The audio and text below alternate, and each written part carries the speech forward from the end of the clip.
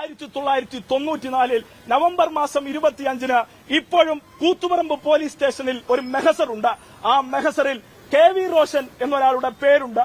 KV Roshan എന്നൊരാളുടെ പേരിൽ മൂന്നാമതായി തന്റെ നെഞ്ചിലേക്ക് വെടിയേറ്റു വാങ്ങുമ്പോൾ KV റോഷൻ തിരിഞ്ഞോടിയിട്ടില്ലെന്ന് അഭിമാനത്തോടുകൂടി ഓർക്കുന്ന SFI ആണ് ഇവിടെയുള്ളതെന്ന് നിങ്ങൾ മനസ്സിലാക്കിക്കോളും. രാജീവനും മധുവും കൊല്ലപ്പെട്ടതിനു ശേഷവും കൂത്തുപറമ്പിന്റെ വെടിവെപ്പിലേക്ക് നടന്നു നീങ്ങിയവരുടെ കൊടിയാണ് ഞങ്ങളുടെ കയ്യിലുള്ളതെന്ന് നല്ല ധൈര്യം നിങ്ങൾക്കുണ്ടായിക്കോളൂ. ഒരു കാര്യം ഞങ്ങൾ പറയാം, ഞങ്ങളായിട്ട് തല്ലില്ല, പക്ഷേ ഞങ്ങളെ തല്ലിയാൽ തിരിച്ചു തല്ലും എന്ന് ഓർമ്മിപ്പിക്കുകയാണ്. തിരിച്ചു തല്ലിയിരിക്കും.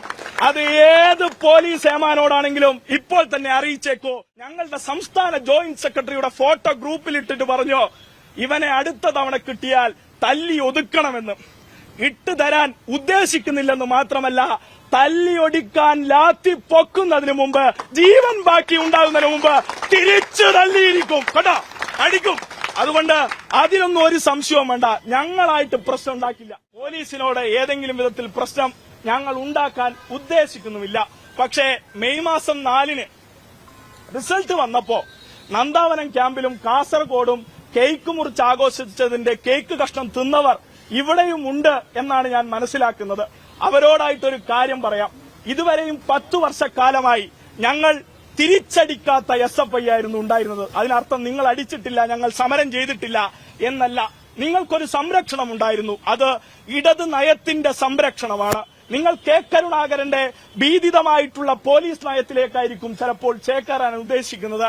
പക്ഷേ 1994 നവംബർ മാസം 25 ഇപ്പോഴും കൂത്തുപറമ്പ് പോലീസ് സ്റ്റേഷനിൽ ഒരു മെഹസറുണ്ട്.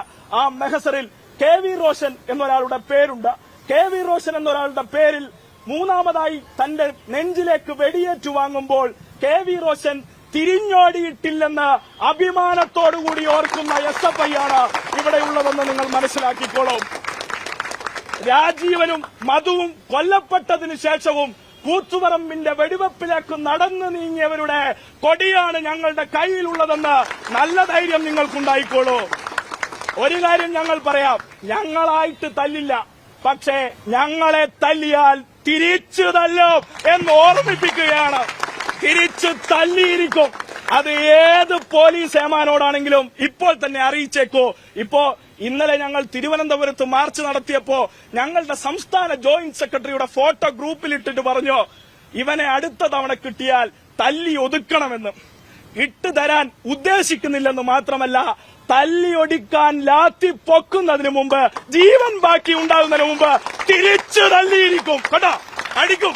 അതുകൊണ്ട് അതിനൊന്നും ഒരു സംശയവും വേണ്ട, ഞങ്ങളായിട്ട് പ്രശ്നം ഉണ്ടാക്കില്ല. ഞങ്ങൾ സമരം നടത്താനാണ് ഉദ്ദേശിക്കുന്നത്.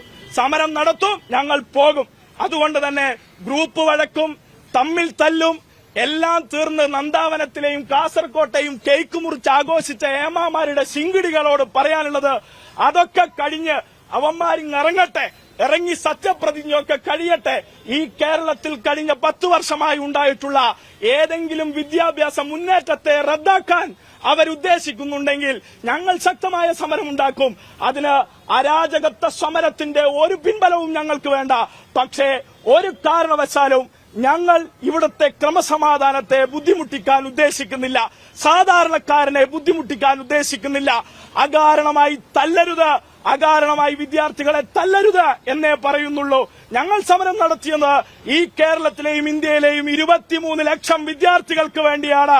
അത് ചെയ്യാൻ ഞങ്ങൾ ഈ 10 വർഷവുമുണ്ട്, ഇപ്പോഴുമുണ്ട്, നാളെയും ഉണ്ടാകും. അതുകൊണ്ട് ഒരു മടിയും ഞങ്ങൾക്കതിലില്ല എന്ന് നിങ്ങൾ കരുതിക്കൊള്ളണം. അപ്പോ പറഞ്ഞു വെക്കാനുള്ളത്, കയ്യൂരും കരിവള്ളൂരും കാവുമ്പായും മുനയും കുന്നും കൂത്തുപറമ്പും പുന്നപ്രയിലും വയലാറിലും ചോരമണക്കുന്ന സമരങ്ങൾ നടത്തിയ ഞങ്ങൾക്ക് ഇതൊന്നൊരു പുത്തരിയല്ലെന്ന് നിങ്ങൾ മനസ്സിലാക്കിക്കോളൂ. ഞങ്ങൾ സമരം നടത്തി എവിടെ അവസാനിപ്പിക്കണമെന്ന് തീരുമാനിച്ചോ അവിടെ തന്നെ അവസാനിപ്പിക്കാം എന്ന് നിങ്ങൾ കരുതിയേക്കണം. കൂത്തുപറമ്പ് MLA ആയിരിക്കുമ്പോൾ കരുണാകരന്റെ അടിയന്തരാവസ്ഥ പ്രഖ്യാപിച്ചപ്പോൾ സഖാവ് പിണറായിയെ ഇന്ന് കാണുന്ന കോലത്തിൽ നടപ്പിലാക്കിയ നടത്തിച്ച പോലീസ് സംവിധാനങ്ങൾ 3ാം മുറ ഉണ്ടെന്ന് കേട്ടിട്ടുണ്ട്. അത് നിർത്തലാക്കിയ പക്ഷമാണ് ഇടതുപക്ഷം. ആ മൂന്നാം മുറ വലതുപക്ഷത്തിന്റെ കരുത്തിലെടുക്കാമെന്നാണ് നിങ്ങൾ ഉദ്ദേശിക്കുന്നതെങ്കിൽ തിരിച്ചടി കട്ടായമായും ഉണ്ടാകും എന്ന് നിങ്ങൾ മനസ്സിലാക്കിയാൽ മതി. അതുകൊണ്ട് സ്വാഭാവികമായിട്ടുമുള്ള പ്രതിഷേധം ഞങ്ങൾ നടത്തുമ്പോൾ ആ സ്വാഭാവിക പ്രതിഷേധത്തിൽ നിങ്ങൾ മറ്റൊന്നും കാണേണ്ടതില്ല. ഞങ്ങൾ സമാധാനപൂർവ്വമാണ് ഇവിടെ സമരം നടത്താൻ ഉദ്ദേശിക്കുന്നത്. ആ സമരം കേന്ദ്ര സർക്കാരിനെതിരെയാണ്. ആ കേന്ദ്ര സർക്കാരിന്റെ സമരം നിങ്ങളുടെ പോലീസ് അസോസിയേഷന്, ഈ പറഞ്ഞ കോൺഗ്രസിന്റെ ശിങ്കിടികൾക്ക് വല്ല വിവരമുണ്ടോന്നറിയില്ല. കേരളത്തിൽ എങ്ങനെയെങ്ങാനും വി ഡി സതീശനാണ് ആഭ്യന്തരമന്ത്രിയാകുന്നതെങ്കിൽ സംഘപരിവാറിനോട് അത്രത്തോളം ബന്ധമുള്ള ആളാണല്ലോ വി ഡി സതീശൻ. അതുകൊണ്ട് കേന്ദ്ര സർക്കാരിനെതിരെയുള്ള സമരം വി ഡി സതീശനെതിരെയുള്ള സമരം കൂടി ആയിപ്പോകുമോ എന്ന ഭയം കൊണ്ടാണ് നിങ്ങൾ അടിക്കാൻ ഇറങ്ങിയതെങ്കിൽ ഒരുപാട് അടി നിങ്ങൾ വാങ്ങിക്കൊള്ളേണ്ടി വരും എന്നുകൂടി നിങ്ങളെ ഓർമ്മിപ്പിക്കുകയാണ്. അതുകൊണ്ട് സംഘപരിവാർ ഏജന്റുകളുടെ ചെമുടുപണിയെടുക്കാൻ കേരളത്തിൽ നിങ്ങൾ മുതിരേണ്ട. കേരളം മതനിരപേക്ഷ കോട്ടയാക്കി നിലനിർത്താൻ SFI ഇവിടെ ഉണ്ടെന്ന് ആണയിട്ട് പ്രഖ്യാപിക്കുകയാണ്.